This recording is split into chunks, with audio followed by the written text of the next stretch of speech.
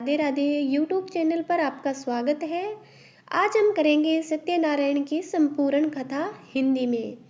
शास्त्रों में बताया गया है कि सत्यनारायण व्रत कथा का पाठ करने से व्यक्ति को 1000 यज्ञ करने के बराबर पुण्य फल की प्राप्ति होती है। सत्यनारायण भगवान व्रत कथा में भगवान विष्णु के सत्य स्वरूप के बारे में बताया गया है। इस व्रत का पाठ करने से घर में सुख समृद्धि का वास होता है और भगवान विष्णु की कृपा बनी रहती है। तो अब हम करेंगे संपूर्ण सत्यनारायण व्रत कथा। एक समय की बात है, नेशिरयन तीर्थ में सनकादि 88 ऋषियों ने श्री सुत जी से पूछा, हे प्रभु, इस कलयुग में वेद विद्या रहित मनुष्यों को प्रभु भक्ति किस प्रकार मिल सकती है तथा उनका उद्धार कैसे होगा। हे मुनि, कोई ऐसा तप बताइए जिससे थोड़े समय में ही पुण्य मिले और मनवांछित फल भी मिल जाए। इस प्रकार की कथा सुनने की हम इच्छा रखते हैं। शवर शास्त्रों के ज्ञाता सुत जी बोले, हे वैष्णवों, मैं पूज्य, आप सभी ने प्राणियों के हित की बात पूछी है, इसलिए मैं एक श्रेष्ठ व्रत को आप लोगों को बताऊंगा, जिसे नारद जी ने लक्ष्मी नारायण जी से पूछा था और लक्ष्मीपति ने मुनि श्रेष्ठ नारद जी से कहा था। आप सब इसे ध्यान से सुनिए। तो प्रेम से बोलिए सत्यनारायण भगवान की जय। एक समय की बात है, योगीराज नारद जी दूसरों के हित की इच्छा के लिए अनेकों लोकों में घूमते हुए मृत्युलोक में आ पहुँचे। यहाँ उन्होंने अनेक योनियों में जन्मे प्राय सभी मनुष्यों को अपने कर्मों के द्वारा अनेकों दुखों से पीड़ित देखा। उनका दुख देख नारद जी सोचने लगे कि कैसा यत्न किया जाए जिसके करने से निश्चय रूप से मानव के दुखों का अंत हो जाए। इसी विचार पर मनन करते हुए वह विष्णु लोक में गए। वहां वह देवों के इष्ट नारायण की स्तुति करने लगे, जिनके हाथों में शंख चक्र गदा और पद्मा थे, गले में वरमाला पहने हुए थे। इसी प्रकार स्तुति करते हुए नारद जी बोले, हे भगवान, आप अंत शक्ति में संपन्न हैं, मन तथा वाणी भी आपको नहीं पा सकती। आप आदि मध्य तथा अंत नहीं है, निर्गुण स्वरूप सृष्टि के कारण भक्तों के दुख को दूर करने वाले हैं। आपको मेरा नमस्कार है। नारद जी की स्तुति सुन विष्णु भगवान बोले, हे मुनि श्रेष्ठ, आपके मन में क्या बात है? आप किस काम के लिए पधारे हैं, उसे निसंकोच कहो। इस पर नारद मुनि बोले कि मृत्युलोक में अनेक योनियों में जन्मे मनुष्य अपने कर्मों के द्वारा अनेकों दुख से दुखी हो रहे हैं। हे नाथ, आप मुझ पर दया रखते हैं तो बताइए कि वो मनुष्य थोड़े प्रयास से ही अपने दुखों से कैसे छुटकारा पा सकते हैं। श्री हरि बोले, हे नारद, मनुष्यों की भलाई के लिए तुमने बहुत अच्छी बात पूछी है, जिसके करने से मनुष्य मोह से छूट जाता है। वह बात मैं कहता हूँ, उसे सुनो। स्वर्लोक वह मृत्युलोक दोनों में एक दुर्लभ उत्तम व्रत है जो पुण्य फल देने वाला है। आज प्रेमवश होकर मैं उसे तुमसे कहता हूँ। श्री सत्यनारायण भगवान का यह व्रत अच्छी तरह विधान पूर्वक करके मनुष्य तुरंत ही यहाँ सुख भोग कर मरने पर मोक्ष पाता है। श्री हरि के वचन सुन नारद जी बोले कि उस व्रत का फल क्या है और उसका विधान क्या है, यह व्रत किसने किया था, इस व्रत को किस दिन करना चाहिए, सब कुछ विस्तार से बताएं। नारद की बात सुनकर श्री हरि बोले, दुख व शोक को दूर करने वाला, यह सभी स्थानों पर विजय दिलाने वाला, मानव को भक्ति व श्रद्धा के साथ श्याम को श्री सत्यनारायण की पूजा धर्मपरायण होकर ब्राह्मणों व बंधुओं के साथ करनी चाहिए। भक्ति भाव से ही नवेद, केले का फल, घी, दूध और गेहूं का आटा स्वाया ले। गेहूं के स्थान पर साटे का आटा लेकर शक्कर तथा गुड़ लेकर वह सभी भक्षण योग्य पदार्थों को मिलाकर भगवान का भोग लगाएं। ब्राह्मणों सहित बंधुओं को भी भोजन कराएं। उसके बाद सवे भोजन करें। भजन कीर्तन के साथ भगवान की भक्ति में लीन हो जाएं। इस तरह से सत्यनारायण भगवान का यह व्रत करने पर मनुष्य की सारी इच्छाएं निश्चय रूप से पूरी होती है। इस कलिकाल अर्थात कलयुग में मृत्युलोक में मोक्ष का यही एक सरल उपाय बताया गया है। श्री सत्यनारायण व्रत कथा का पहला अध्याय संपूर्ण। बोलिए श्री सत्यनारायण भगवान की जय। सत्यनारायण भगवान की व्रत कथा का दूसरा अध्याय अब हम करेंगे। पहला अध्याय हमारा समाप्त हो चुका है। फिर सूत जी बोले, हे ऋषियों, जिसने पहले समय में इस व्रत को किया था उसका इतिहास कहता हूँ, ध्यान से सुनो। सुंदर काशीपुरी नगरी में एक अत्यंत निर्धन ब्राह्मण रहता था। भूख प्यास से परेशान वह धरती पर घूमता रहता था। ब्राह्मणों से प्रेम करने वाले भगवान ने एक दिन ब्राह्मण का वेश धारण कर उसके पास जाकर पूछा, हे विप्रो, नित्य दुखी होकर तुम पृथ्वी पर क्यों घूमते हो? दीन ब्राह्मण बोला, मैं निर्धन ब्राह्मण हूँ, भिक्षा के लिए धरती पर घूमता हूँ। हे भगवान, यदि आप इसका कोई उपाय जानते हो तो बताइए। वृद्ध ब्राह्मण कहता है कि सत्यनारायण भगवान मनोवांछित फल देने वाले हैं, इसलिए तुम इनका पूजन करो। इसे करने से मनुष्य सभी दुखों से मुक्त हो जाता है। वृद्ध ब्राह्मण बनकर आए सत्यनारायण भगवान उस निर्धन ब्राह्मण को व्रत का सारा विधान बताकर अंतर्ध्यान हो गए। ब्राह्मण मन ही मन सोचने लगा कि जिस व्रत को वृद्ध ब्राह्मण करने को कहा गया उसे जरूर करूँगा। यह निश्चय करने के बाद उसे रात में नींद नहीं आई। वह सवेरे उठकर सत्यनारायण भगवान के व्रत का निश्चय कर भिक्षा के लिए चला गया। उस दिन निर्धन ब्राह्मण को भिक्षा में बहुत धन मिला, जिससे उसने बंधुओं के साथ मिलकर श्री सत्यनारायण भगवान का व्रत संपन्न किया। भगवान सत्यनारायण का व्रत संपन्न करने के बाद वह निर्धन ब्राह्मण सभी दुखों से छूट गया, अनेक प्रकार की संपत्तियों से युक्त हो गया। उसी समय से वह ब्राह्मण हर माह इस व्रत को करने लगा। इस तरह सत्यनारायण भगवान के व्रत को जो मनुष्य करेगा वह सभी प्रकार के पापों से छूटकर मोक्ष को प्राप्त होगा। जो मनुष्य इस व्रत को करेगा वह सभी दुखों से मुक्त हो जाएगा। श्री सुत जी बोले, इस तरह से नारद जी ने नारायण जी का कहा हुआ श्री सत्यनारायण व्रत को मैंने तुमसे कहा। हे विप्रो, अब मैं क्या कहूँ?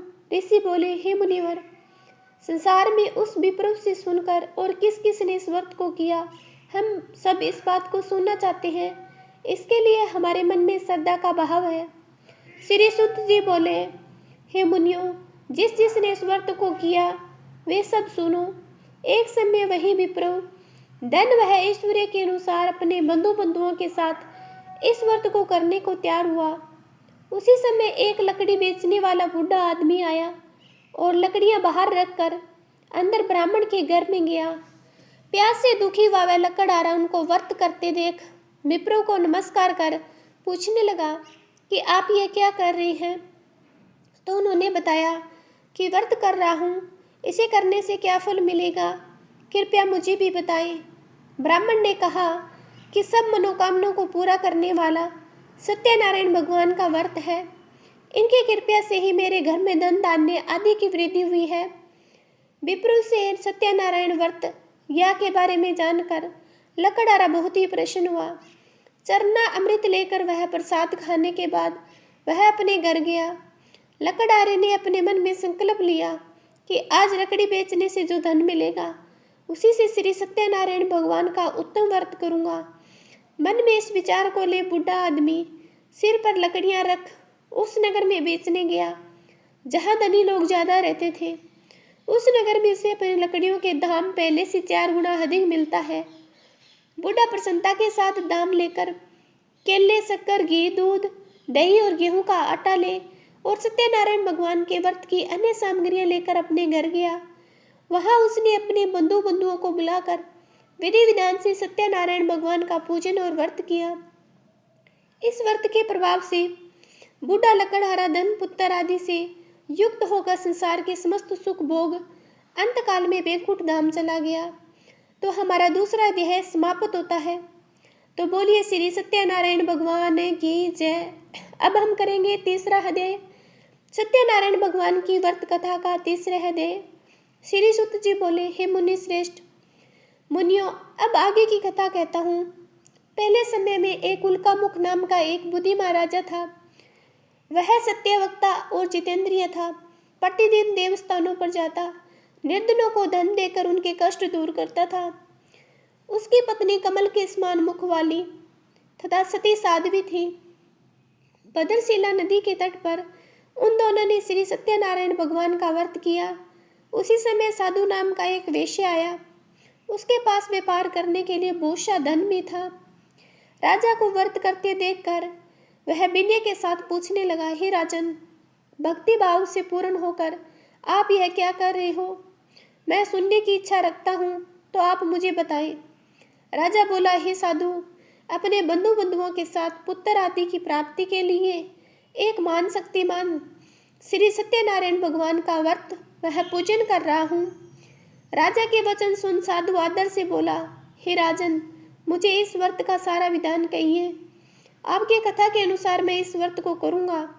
मेरे भी संतान नहीं है और इस व्रत को करने से निश्चय ही मुझे संतान की प्राप्ति होगी। राजा से व्रत का सारा विधान सुन व्यापार से निवृत्त होकर अपने घर गया। साधु वैश्य ने अपनी पत्नी को संतान देने वाले इस व्रत का वर्णन कह सुनाया और कहा कि जब मेरी संतान होगी तब मैं इस व्रत को करूँगा। साधु ने इस तरह के वचन अपनी पत्नी लीलावती से कहे। एक दिन लीलावती के साथ अनादित हो संसारिक धर्म में प्रवृत्त होकर सत्यनारायण भगवान की कृपा से गर्भवती हो गई। 10वें महीने में उसके गर्भ में एक सुंदर कन्या ने जन्म लिया। दिनों दिन वह ऐसे बढ़ने लगी जैसे शुक्ल पक्ष का चंद्रमा बढ़ता है। माता पिता ने अपनी कन्या का नाम कलावती रखा। एक दिन लीलावती ने मीठे शब्दों में अपने पति को याद दिलाया कि अपने सत्यनारायण भगवान के जिस व्रत को करने का संकल्प किया था उसे करने का समय आ गया है। आप इस व्रत को करिए। साधु बोला कि हे प्रिय, इस व्रत को मैं उसकी शादी पर करूँगा। इस प्रकार अपनी पत्नी को आश्वासन देकर वह नगर को चला गया। कलावती पिता के घर में रह वृद्धि को प्राप्त हो गई। साधु ने एक बार नगर में अपनी कन्या को सखियों के साथ देखा तो तुरंत ही दूत को बुलाया और कहा कि मेरी कन्या के योग्य वर देख कर आओ। साधु की बात सुनकर दूत कंचन नगर में पहुंचा और वहां देखभाल कर लड़की के सुयोग्य वाणिक पुत्र को ले आया। सुयोग्य लड़के को देख साधु ने बंधुओं को बुलाकर अपनी पुत्री की शादी कर दी। लेकिन दुर्भाग्य की बात है कि यह साधु ने अभी भी सत्यनारायण भगवान का व्रत नहीं किया। इस पर श्री सत्यनारायण भगवान क्रोधित हो गए और श्राप दिया कि साधु को अत्यधिक दुख मिले। अपने कार्य में कुशल साधु बनिया जमाई को लेकर समुद्र के पास तट होकर रत्ना सारपुर नगर में पहुंच गया। वहां जाकर दामाद ससुर दोनों मिलकर चंद्रकेतु राजा के नगर में व्यापार करने लगे। एक दिन भगवान सत्यनारायण की माया से एक चोर राजा का धन चुराकर भाग रहा था। उसने राजा के सिपाहियों को अपना पीछा करते हुए देख चुराया हुआ धन वहां रख दिया जहां साधु अपने जमाई के साथ ठहरा हुआ था। राजा के सिपाहियों ने साधु वैश्य के साथ पास राजा का धन पड़ा देखा तो ससुर जमाई दोनों ही बांधकर प्रसन्नता से राजा के पास ले आए और कहा, उन दोनों चोर हम पकड़े गए, आप आगे की कार्रवाई की आज्ञा दीजिए। राजा की आज्ञा से उन दोनों को कठिन कारावास में डाल दिया और सारा धन उनसे छीन लिया। श्री सत्यनारायण भगवान से श्राप से साधु की पत्नी बहुत दुखी हुई। घर में जो भी रखा था उसे चोर चुरा ले गए।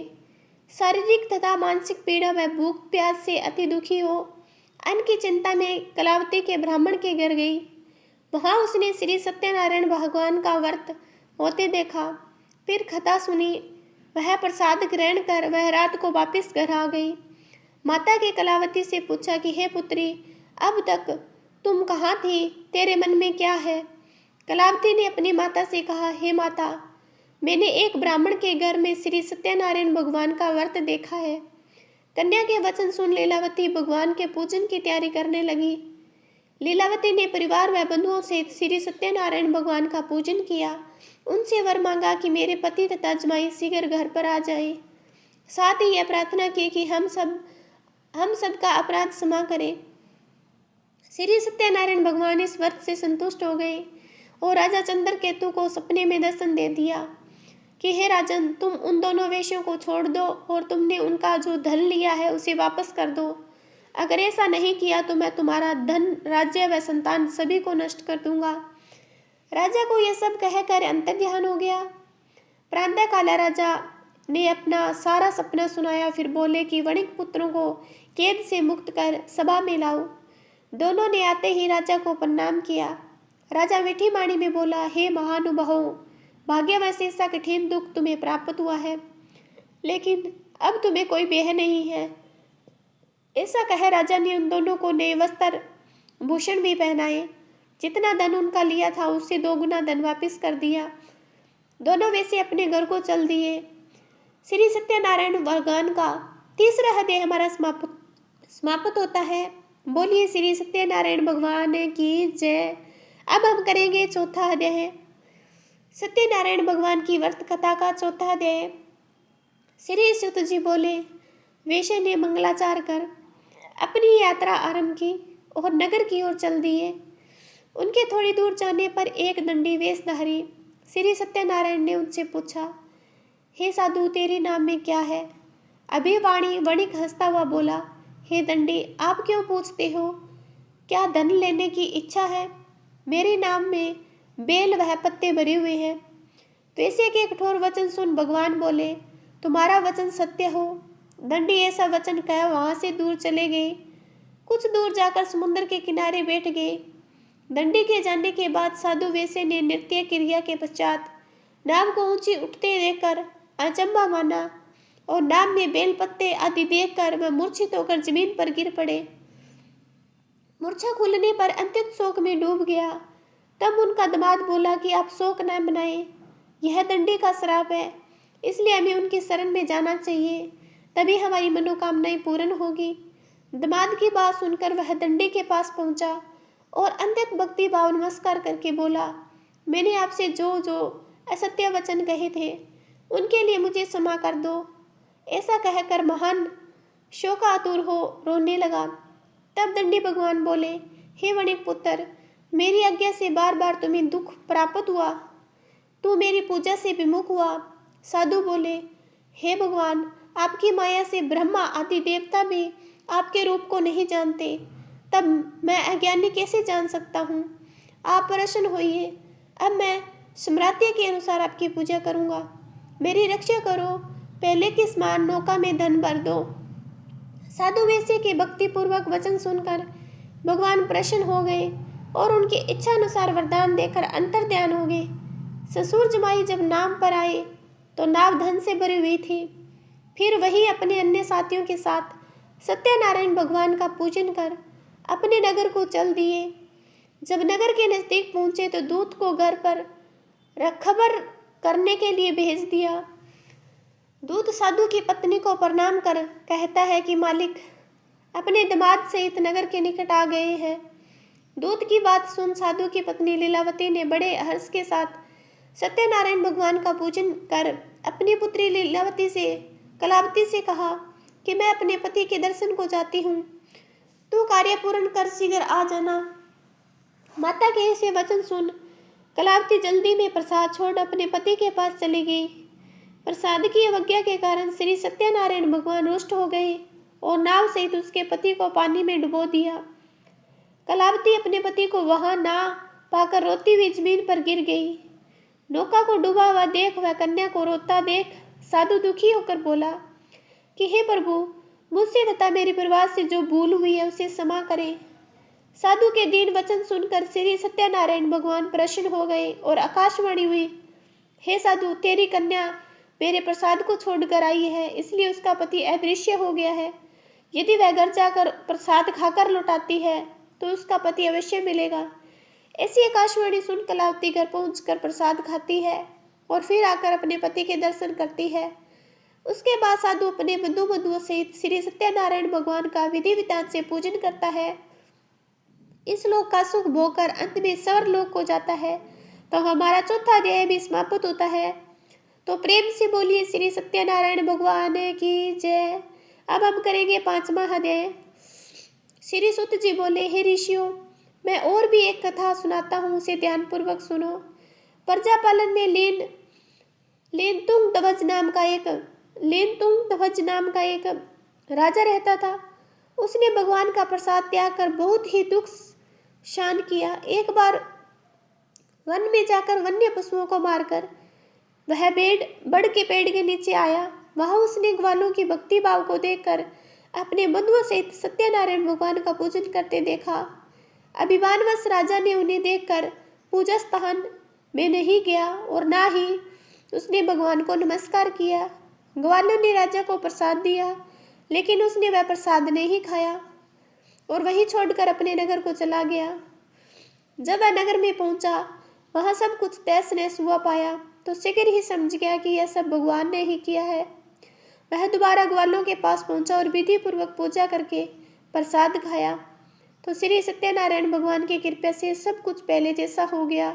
दीर्घ काल तक सुख भोगने के बाद मरणोपरांत उसे स्वर्गलोक की प्राप्ति हुई। जो मनुष्य परम दुर्लभ इस व्रत को करेगा तो भगवान सत्यनारायण की अनुकंपा से उसे धन धान्य की प्राप्ति होगी। निर्धन धनी हो जाता है और भय मुक्त को जीवन जीता है।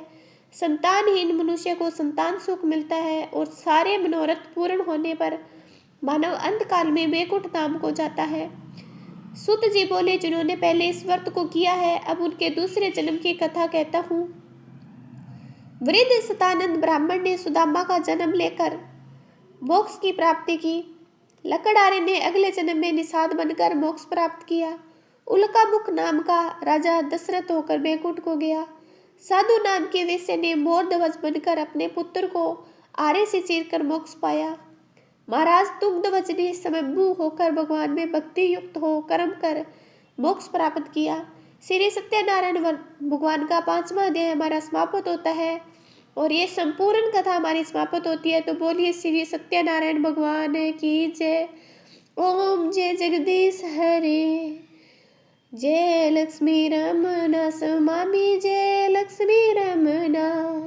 इस आरती का गायन से लक्ष्मी नारायण की कृपा हमेशा होती है। तो ये संपूर्ण कथा आपको कैसी लगी प्लीज़ कमेंट करके ज़रूर बताना। अच्छी लगी है या पहली बार चैनल पर आए हो तो चैनल को सब्सक्राइब करना। Thank you.